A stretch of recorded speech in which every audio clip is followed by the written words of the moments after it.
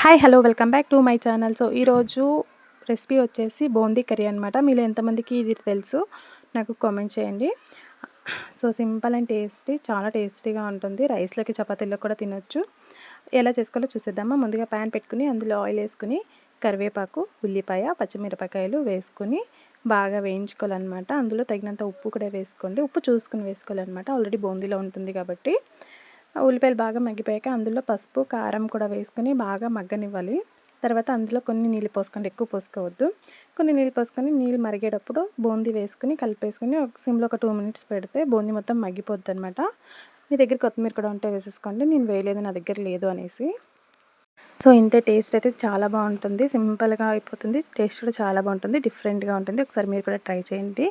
So మాకైతే ప్రైవేట్లో మేము గ్యాస్ కనుక్కుంటాం అనమాట. సో 3300 అనమాట. మీ సైడ్ ఎంత ఉందో కామెంట్ చేయండి. బాయ్ గైస్, సబ్స్క్రైబ్ చేసుకోండి.